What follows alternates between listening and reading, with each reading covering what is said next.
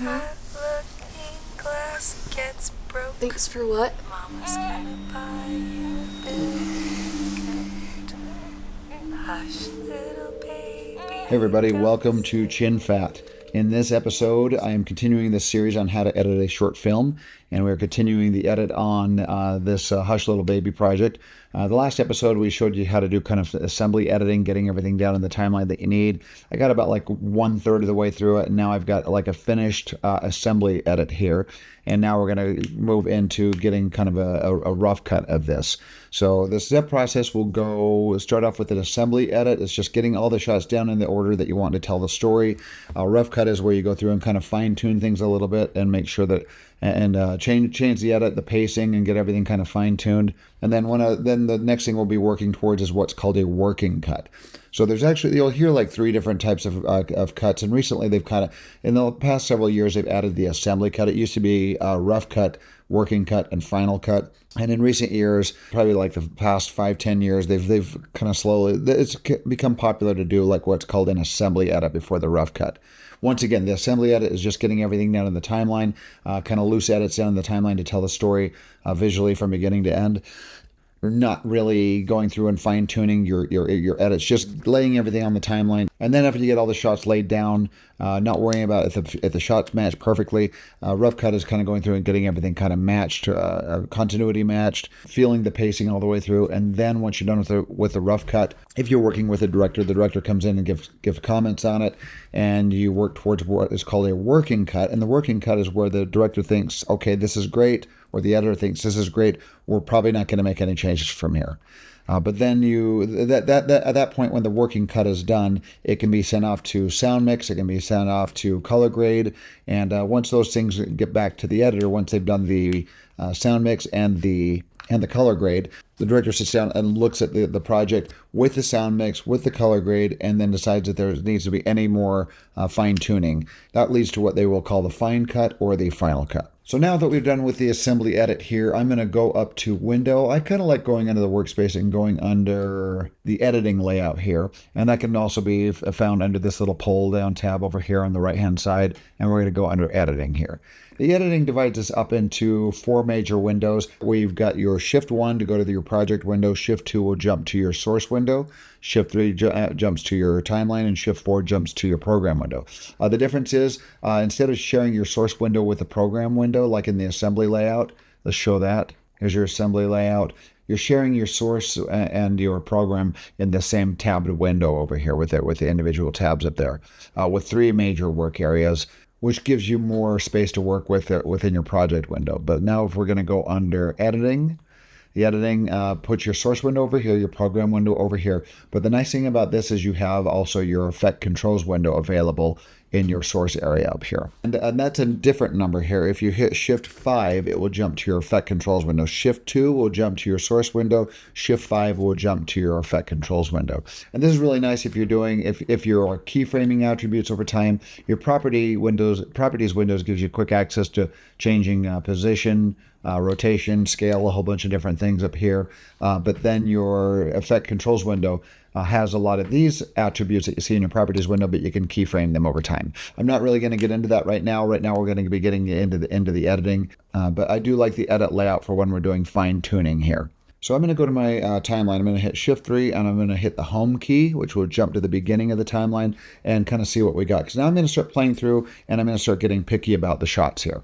I'm going to get picky about the pacing. I'm going to get picky about matching continuity from shot to shot. And then after we're done with this, we're going to move on to the next step here. So let's start playing through this. So I have my opening shot here. I'm just going to let this play through. This is taking a long time because I want to pay attention to pacing now. There's a nice little open. We're going to have a title in here as well. The opening title establishing the room space here, which is good. Fades to the baby monitor, and we hear the baby kind of just like breathing here. And the pacing on that seems good. And the cross dissolve seem like to be good. Let's pay attention to this cross dissolve right here. Right here, this cross dissolve is about 2 seconds and 20 frames long, and that felt good. That felt like the right, kind of a nice slow fade. We're starting off with a slow pace here, establishing everything. We established the room, established the baby monitor. We're hearing the baby there. And one thing here with the baby monitor is it seems like it kind of gets in the red there at the end. right there, and that's when the baby starts crying out louder. So I want just these little blips. So what I could do here, this is a little bit of an advanced technique, but using your slip and slide keys. We're going to introduce the ripple and roll, which is more common here. We're going to introduce what the ripple and roll tools do, but the slip and slide is less commonly used. So let's describe what this does. First of all, I'm going to get rid of my cross dissolve just to demonstrate this. I'm going to bring these back just to demonstrate what's going on here. All right, so I've got these edits on the side, my in point and out point here. And what your slip and slide edits do, let's choose I'm going to go over to my toolbar and I'm going to choose my slit tool. If you move over here and grab your clip and start to drag left or right, what the slip tool does is it first brings up this kind of thumbnail image up here. And what this thumbnail image is comprised of here is you get this top left-hand image right there. That is your out point of the clip to the left. That's the out point of your clip to the left, so the adjacent clip to the left. And if you look at the right one over here, that is your in point of the clip to your right. So it's showing these little thumbnails to show where your edits are lying in. And now you've got this bottom left-hand window right here, which shows the time code. And because the time code is being affected of the clip that I'm editing here, it is not being affected on the adjacent clip. So those thumbnails to the upper left and upper right are going to remain the same. But my in point and out point, it is basically doing, I guess, it's slipping the clip around to the left and right and changing its in point and out point, changing where the in point starts and changing where the out point ends, while leaving the duration of this clip constant on the timeline. It does not change the duration, but it changes where the in point starts and therefore changes the out point while keeping the duration the same. So let's look at this. I'm going to grab this and drag it to the left, and it helps to kind of, if you're trying to match continuity. Right now it's cutting away from the wide shot, so it doesn't necessarily need to match continuity because it's cutting to a close-up of the baby monitor here. But I want that out point to not end on that. See right there, it's like peaking in the red. I want to just kind of settle, just popping up and down a little bit. So I'm going to drag this to the right, which will go earlier in the clip, and let's find, and I'm looking at that out point to get it out of the red there. And there I see my in point popping up and down a little bit. So I'm sliding this back and forth trying to find that right point. Right there, they're both blank. Let's try that. And then, so that means in the middle of my clip somewhere, it's gonna pop up and down a little bit. I'm gonna let go and let's see. And it just performed that edit. It just slipped that edit into a different in point and out point. So let's play through that. I'll add the dissolves later. So right about there, let's try that. Now it's down again to the right. I slipped it way to the left, and now it's just little blips, and that's perfect. Awesome. That's perfect. That's what the slip edit does. What the slide edit does, I'm not going to be using the slide edit right now, but just to show you, there are some instances I don't think I will need to use it in this project. But what the slide edit does is it grabs this clip's in and out point here, and it does not change them, but it changes the adjacent clip's in and out points. It does what's called a roll edit on both the out point and the in point. Watch this. So as I grab this here and drag it to the left, what it is doing is it's stretching the clip to the right. Now you'll see these have basically reversed. These thumbnails up here have kind of reversed, where you show the bottom left-hand image there is the out point of my left-hand adjacent clip, and the bottom right-hand one is the in point of my of the adjacent clip to the right. And then you see at the top there we got the in point and the out point of the baby monitor, which are not changing. It's not changing those clips in points. It's basically reverse this. So now as I drag this to the left, it keeps this in point and out point constant, but now it is compensated by shrinking this clip's in point and this clip's out point and this clip's in point. If I drag it the opposite direction, it'll stretch this one's out point and eat into this one's in point, leaving this clip's in point and out point the same. Like I said, I don't need that here, but I'm going to undo that. And now that I'm done with that, I'm going to add my dissolves back in. I'm going to arrow up. I could have done that with the dissolve still there. I just wanted to show you what's happening with the slip and slide point. So I'm going to add my cross dissolves back. So each of these were like 2 seconds and 20 frames. I'm going to get down to this one and paste it back there as well. So now I've restored those cross dissolves there. And now I've got like just little blipping. It doesn't go up into the red yet. That works a lot better. So like I said, I'm getting really nitpicky here with my final edit and trying to perfect everything. Dissolves to this clip playing back here. And like I said, I'm just going to play through. This is going to be a little bit of a long episode because I'm just going to watch this all the way through and make sure that the pacing feels right. Right there, he hears the baby start to cry a little bit. And then he settles back in right there. And now I want to get rid of right where he sighs. I want that clip to end right there. I want to cut this short. So the long way of doing this, if you want to cut this off, select it, delete it, and fill the space. This is the way you do it. I'm going to go quickly through this. I'm going to hit C for my arrow tool, for my razor tool. I'm going to move over and cut. And right now I'm on snap in timeline, which means when I bring this close, it will snap to it. And you see those little double triangles at the bottom and the top of my playhead that show that this has snapped to that. I'm going to click with my mouse, left click with my mouse, and it will cut it. I'm going to hit V for my arrow tool. There's a lot easier way to do this. And I'm going to select this. I'm going to delete, hit my big delete key. Now I've got a gap there. I'm going to select the gap and delete that as well. That's about like 4 or 5 different moves there. I'm going to undo Command Z, Command Z, Command Z, which is Control Z on a PC. And there's another way of doing this. I'm going to show you 2 more ways of doing this. One way is by hitting your ripple tool right here, which is also your shortcut for that is the letter B. So if I'm on my arrow tool here, I hit the letter B, it goes to my ripple tool. I can move to this edge, grab it and drag it over. And what the ripple tool does is when you drag it over to the left and shrink this clip's in or out point, it's going to pull everything else down the timeline and that rather than leave a gap. And it's the same thing if you push this out like that, it will shove everything else down the timeline if you expand that clip's out point. Actually, I lied. There's a third way and fourth way. The third way of doing that is if you are on your regular arrow tool, which is your selection tool and your trim tool. See, if I go to the edge and trim this, it leaves a gap like that. That's one way of doing it, selecting this and deleting. And now a different way of doing this is if you move over this, the edge of this out point here, this is a red arrow.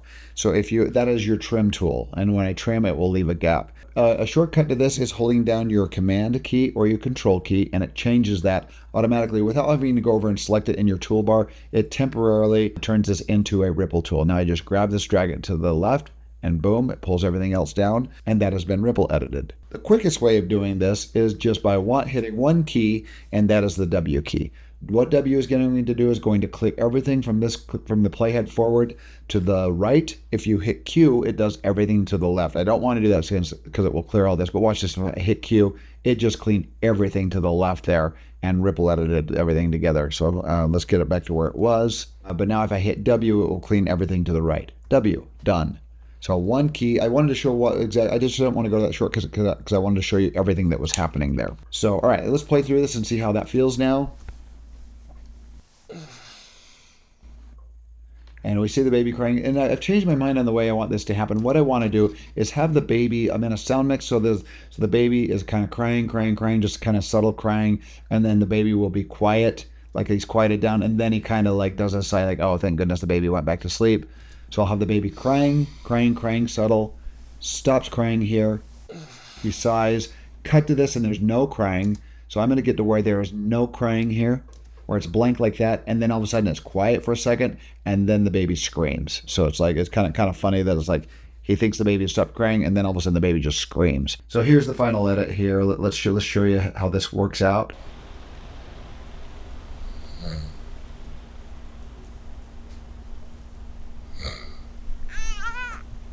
So the baby starts crying, pans over, kind of comes to a stop, and then starts crying there. So that's the way I'm going to sound mix this. What I have to do here is cut off this portion when it is crying at the beginning, and it's going to go blank right there. Another thing I can do here is I want to get that right to the frame. I want to maximize the amount of pause there before the baby starts crying. Start screaming. So I'm going to use my arrows left and right. I'm going to arrow this. Now, if you use your arrows left and right, you'll notice here, this is our frame ticker right there. This is at 44 seconds and 16 frames. If I arrow to the right, you'll see that ticking by frame to the right. I'm arrowing to the right. And now I'm going to arrow to the left. Right there, let's arrow to the right. You can get it right where that sound disappears completely. We'll cut to the frame of this right here where everything is completely quiet, maximizing that pause before the scream. Now I'm going to hit Q and ripple edit everything to the left here. So Q, it just cleaned out off to the left. Now let's play through this. Baby subtly crying. He sighs, and pause, scream. There we go, and it maxes out in the red. Okay, now that I've got that, let's play through this and see, because I probably want to cut this off a little bit earlier. Let's just start picking up the pacing a little bit. So let's play through this. You know, I hear the cry right there. I like that pause timing, but I probably want to trim this a little bit shorter here, because after it screams, then I want to cut back to him, showing him getting annoyed like right away. So, and then he knows that the baby is not going to stop crying until now he knows he has to get up. So we're going to play through this and scream. and maybe a couple bumps and stop there. And that's good. Right there, I'm going to hit. And a lot of the timing on this is just on the fly. And just like I'm playing it and I'm saying like right there, and we stop. And then I can trim it. And then if later on I change my mind, I can totally change my mind. But now I'm going to hit W and delete this stuff to the right, W. And now I'm going to play through. And I hear the director's comment right there. And I almost want him like immediate reaction, right when it cuts back to him. I want kind of like that, oh, geez, he moaned. So right here with this moan, right there, he knows he's got to get up now. So I'm going to get that maybe right about there, hit Q to eliminate that to the left. And let's play through it and see how the whole sequence looks. There's the cry. And I like that timing. That timing worked out well. All right. So he says, all right, sits up here. All right. This is all good through here, and I'm going to get ready to stop. And in the next shot, he puts his foot into the slipper. So let's see if this needs to match a little bit more. Very subtle, but like right there, it looks like he's leaning back to put his foot in. So I paused it, and there's a little sliver that needs to be erased right there. Let's hit plus, zoom up on that. And that little sliver right there, it looks like what needs to be eliminated. So I'm going to hit W, clean that to the left. And let's see if that looks like it matches up. It's a very subtle continuity match there, but because we're cutting to a completely different shot. But it looks like he kind of leans back a little bit to his left, to camera right. That looks like he's going to stick his foot in. So let's see how that looks. Yeah, it leans back. That looks perfect to me. But then that cuts off way too quick there. I want to see both feet going in. That seems like way too quick of a cutaway. And then it cuts back to there because he didn't finish putting his other foot in before he starts rubbing his eyes to get up. So what I'm going to do here is I'm going to trim this so he puts his other foot in here. So I'm going to use my ripple edit tool. I'm going to move my mouse over this. This is the trim tool. It only trims and it will not let me go past that clip right there. So if I hold down Command on a Mac, Control on a PC, I'm holding it down while clicking on this and dragging to the left. Look at the thumbnails up here. It's showing my thumbnail to the right, which remains constant. It's not going to change that because it's a ripple edit, but it is changing the new visual on my on the clip that I'm working on right there. It's extending its out point. So let's see where we want that. We have a second foot stick in. Maybe before his foot kicks backwards, we'll see what that looks like right there. And I'm going to let go. So I let go. Now I can let go of the Command key or the Control key. And now I'm going to play through it and see how that looks. Maybe a little bit more. Still, it feels like it needs to just kind of settle down after he puts his foot in. So I'm going to hold down Command, ripple edit that, maybe another second long, well, maybe like half a second. Right there looks good. Maybe after his feet kind of settle. Let's stop it right there and see how that feels. I like that. Maybe even a couple more frames. I don't know. Now I'm being nitpicky. Let's go. Just a couple more frames. Like his feet kind of settle like he's ready to get up. Okay, try that.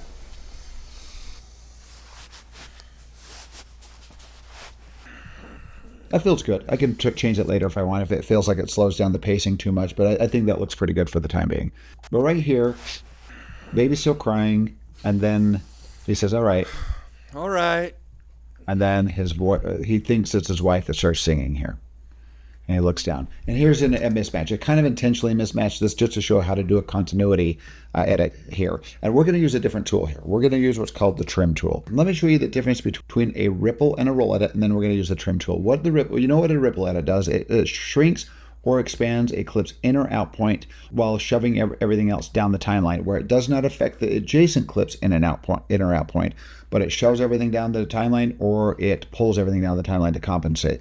So watch this. If I'm going to shrink this to the left here, I drag it to the left, and you see that endpoint changing. I let go, and it drags everything down, does not change this clip's endpoint. If we do the opposite, I'm going to do Command Z to undo, and I'm going to hold down Command to change this to a ripple and drag it to the right, and everything else on the timeline shows down. Let me show you that really quickly. Show the whole timeline here. Undo, and I'm going to grab this, hold down Command to make it yellow, drag it to the right. Look at the rest of this timeline, what it does when I let go. I extend it by 3 seconds, let go, and everything shoves down the timeline. So it does not affect this clip's endpoint. Undo. Now what a roll edit does is a roll edit basically will change both these clips endpoints and outpoints simultaneously. If you hold down Command, you can find that roll edit tool over here, the letter N for the shortcut to select it. Well, I'm just going to stay on the arrow because I'm not going to use that tool. I'm just going to hover over this, hit Command. That's a ripple edit right there. If you move it to the middle, that turns into a roll edit. If you let go of it just turns into a trim tool. So holding down Command turns that into a roll edit. Now watch this. What it does is it changes both clips input. It compensates if I drag it to the left and shorten the clip to the left, shorten that out point.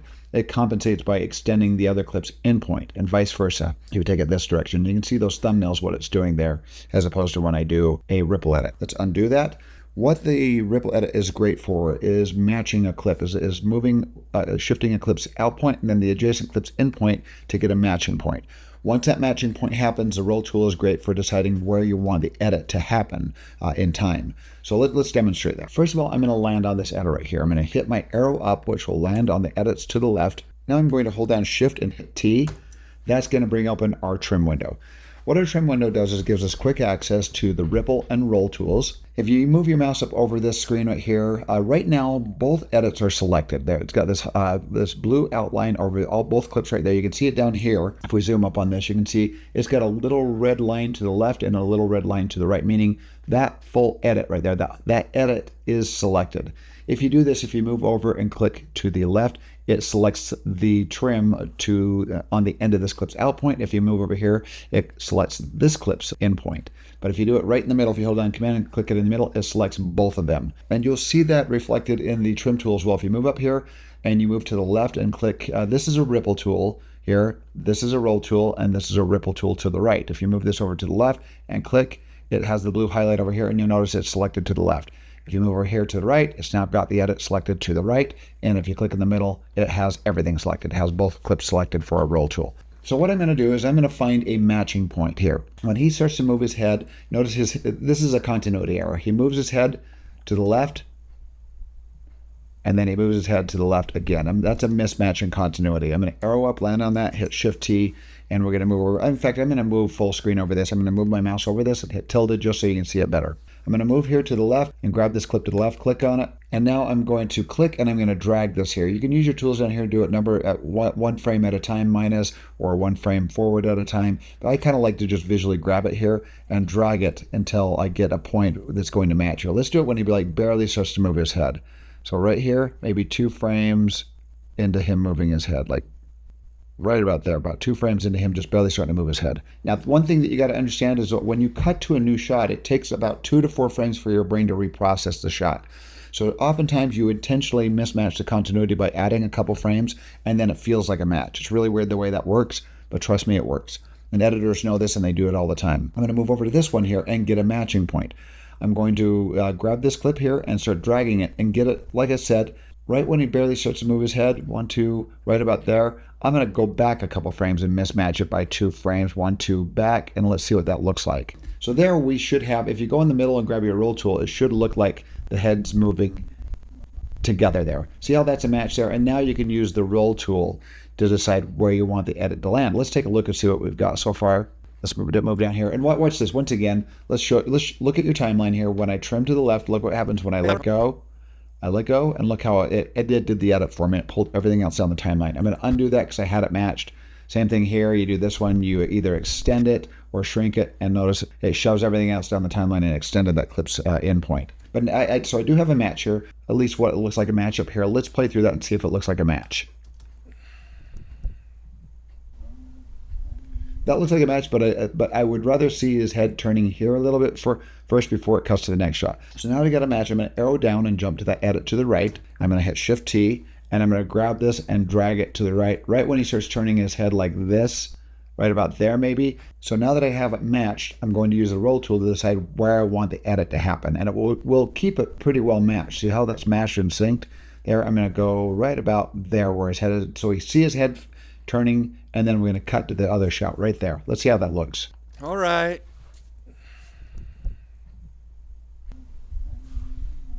I like that, but the audio it is distracting. So I'm going to mute the audio because the audio is distracting. I hear that little glitch in there as it cuts from shot to shot. It's slightly louder, so you listen to this.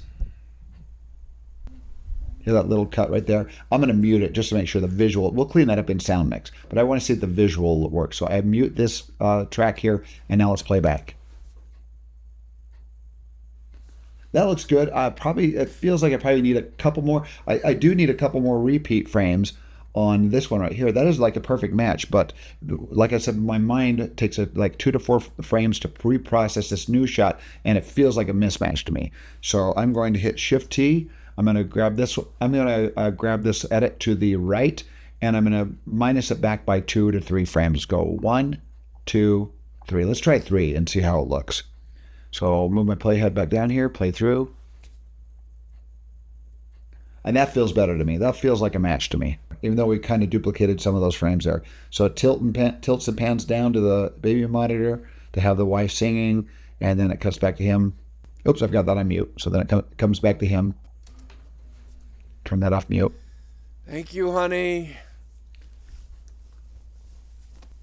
And right there, I don't like this either because he starts going out of focus right here. I want to cut to that other shot a little bit earlier. So we can use the trim tool. Let's use that one more time. And hopefully by this moment, you're kind of getting the point of what I'm doing here. I'm going to arrow down, land on this edit, Shift-T to open up my trim window. I'm going to select this clip to the left here, and I'm going to trim that now a little bit backwards so he doesn't go out of focus. But let's move his head, right when he starts moving his head down, let's make that a match.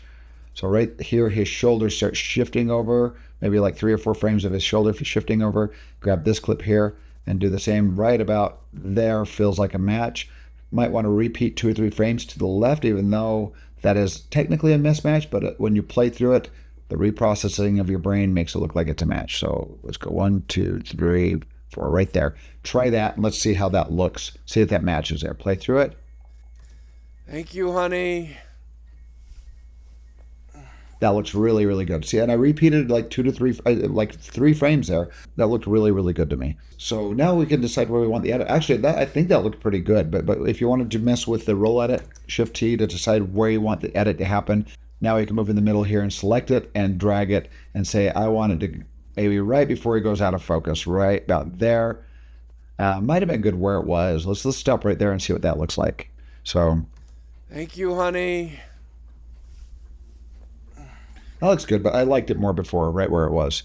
But there, I see, and I undid it until it brought back a few frames before he starts going out of focus. I don't like where he starts going out of focus. Thank you, honey. That looks better to me. Okay, from here, I'm going to keep finishing this. I'm going to go through it and fine-tune everything. Then we're going to come back, and I'm going to show you a couple more little things to finish up this rough cut.